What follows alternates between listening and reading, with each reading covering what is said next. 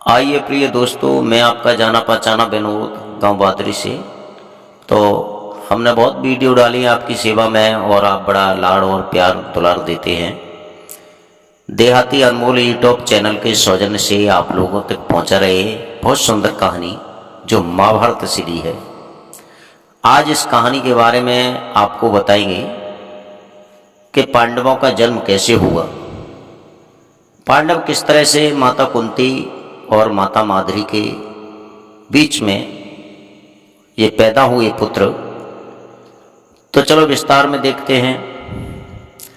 अब विस्तार ये है इसका, महाराज पांडु उन्हें जब श्राप लग जाता है और श्राप आकर के बताते हैं माता कुंती को कि हमें श्राप लगा हुआ है। माता कुंती ने पूछा, हे महाराज, ये जो श्राप लगा है आपको, क्या श्राप लगा है? कृपया दासी को बताने की कृपा करेंगे। महाराज पांड कहने लगे, देवी अवश्य बताएंगे, लेकिन श्राप को सुनते ही आपका मन कुछ ऐसा विचलित हो जाएगा कि आप मुझसे प्रेम दर्शाना बहुत कम कर देंगे। माता कुंती कहने लगी, ऐसी क्या बात है महाराज, जो श्राप मुझे दिए तुम्हें लगा है जिससे मेरा प्रेम कम हो जाएगा? ऐसा मुझे तो लगता नहीं है कि मैं आपसे प्रेम कम करने लगूं। ऐसा कैसा श्राप है? महाराज पांडु ने बताया, देवी जब मैं वन विहार के लिए आखेट करने के लिए गया, मैंने देखा कि हिरण खड़ा हुआ है, लेकिन उस समय हिरण अपनी हिरणी के साथ में सम्मोग समागम में लिप्त था, यानी वो कीड़ा स्थल कर रही थी, संबंध बना रही थी, लेकिन मैं नहीं समझ पाया। उसी समय मैंने अपना बाण निकाला और धनुष पर रखते हुए अपना लक्ष्य बना करके बाण को छोड़ दिया। तो हिरण में जब बाण लगा जा करके हिरण खत्म हो जाता है, और हिरण जब खत्म होता है और किस स्थिति में, जिस स्थिति में वो संभोग कर रहा था, जब संभोग करते समय हिरण खत्म हो जाता है तो हिरणी तुरंत उसके हिरण की तरफ देखते हुए और उसकी आंखों से आंसू निकलते हैं और तुरंत श्राप देती है कि राजा तू कहां का है, कौन राजा है, कैसा है? मैं तुझे श्राप देती हूं, जिस समय मैं अपने पति के साथ में समागम कर रही थी, मैं मैथुन क्रिया में लिप्त थी, उसी वक्त तूने बाण मारा है। मेरा श्राप है कि जिस समय तुम अपनी रानी की सेजों पर जाओगे काम वासनाओं को लेते हुए, उसी वक्त तुम मर जाओगे, तुम्हारे प्राण निकल जाएंगे, तुम मृतक हो जाओगे।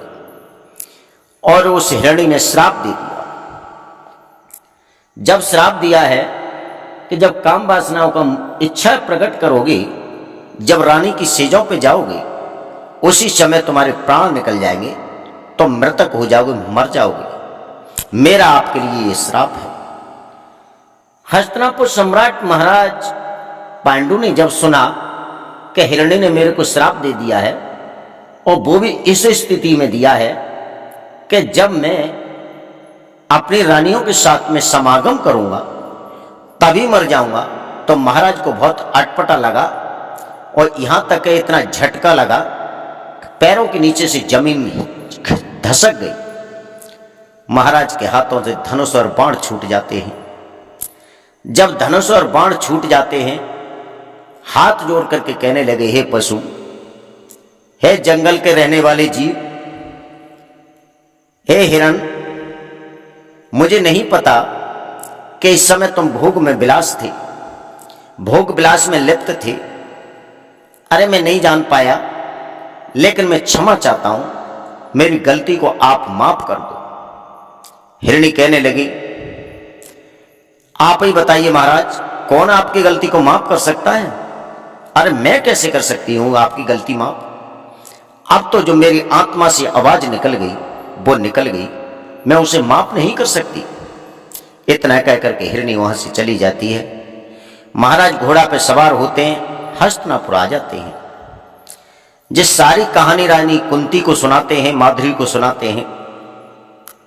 कुंती कहने लगी, महाराज जो आपको श्राप लगा है और जो आपकी बातें बता रही हैं, आपके शब्द कह रहे हैं कि मैं श्राप आपको बता दूं तो आप मुझसे प्रेम करना कम कर दोगी, मुझे आप फिर मेरे पास नहीं आएंगी, मेरे पास नहीं बैठेंगी।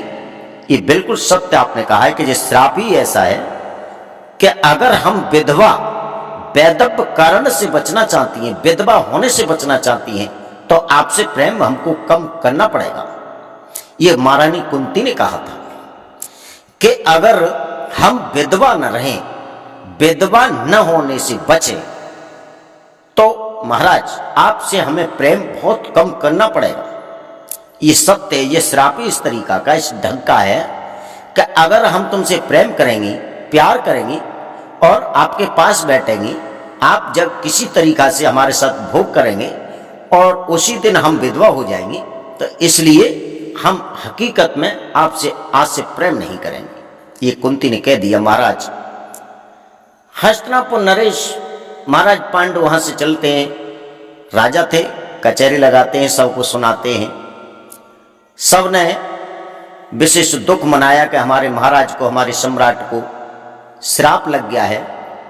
मंत्री से लेकर के संतरी तक सब समझाते हैं, महाराज रानी की सेजों पर मत जाना, नहीं आपके प्राण निकल जाएंगे, आप मर जाएंगे।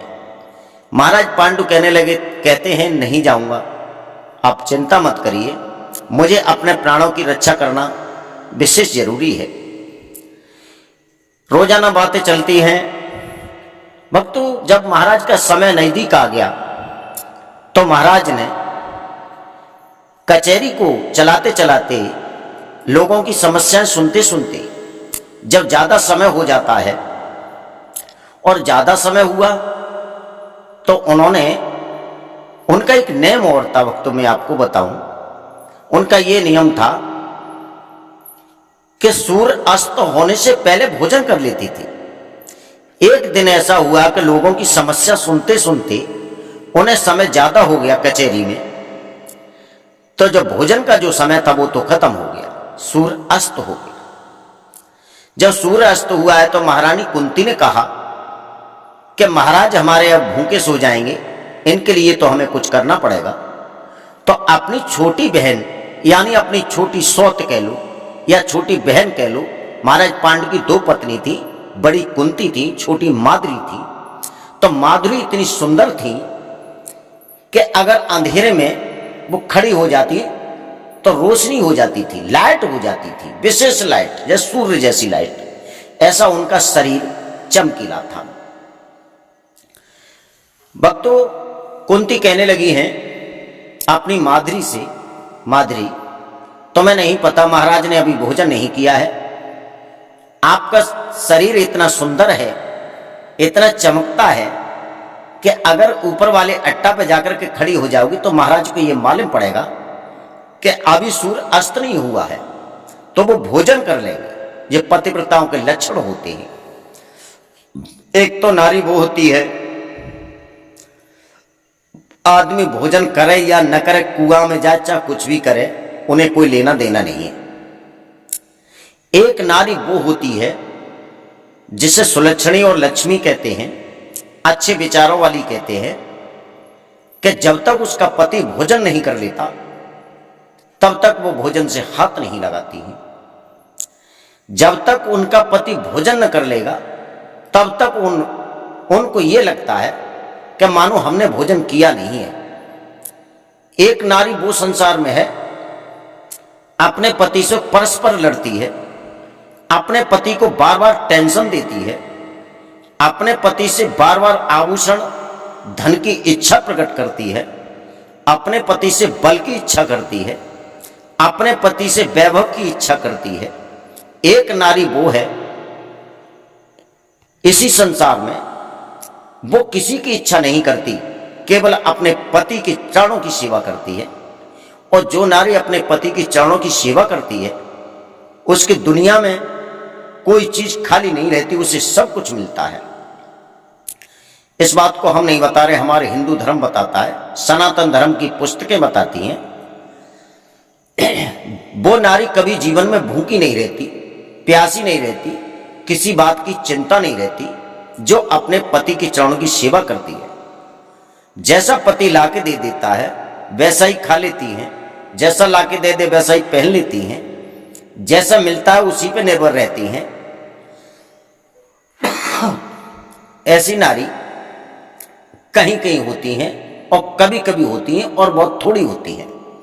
उन्हीं में ते लक्षण था माता कुंती का। माता कुंती का यह लक्षण था कि जब तक महाराज भोजन नहीं कर लेंगे तब तक वो भोजन नहीं करेंगे। हो सकता है शयन कक्ष में विश्राम करने भी नहीं जाएंगे, ये शास्त्र बताता है। तुरंत माधुरी से कहा, मेरी छोटी बहन माधुरी, आप ऊपर वाले अट्टा पर चढ़ जाओ, तुम्हारा शरीर इतना चमकीला है तो महाराज को यह मालूम पड़ेगा कि सूर्य अभी अस्त नहीं हुआ। महाराज भोजन कर लेंगे। माधुरी चढ़ जाती है, दासी जाती है, महाराज भोजन कर लो। जब महाराज भोजन करने आते हैं और भोजन करके अपने शयन कक्ष में चले जाते हैं, शयन कक्ष में जाकर के अंदर प्रवेश करते हैं, तब तक गपागप अंधेरा हो जाता है। एकदम पूछा, ए दासी, जब मैं भोजन करके निकला था तब तो सूर्य मेरे अटा पे था, अभी ये क्या हुआ जो अंधेरा हो गया? और क्षमा चाहेंगे। यहां से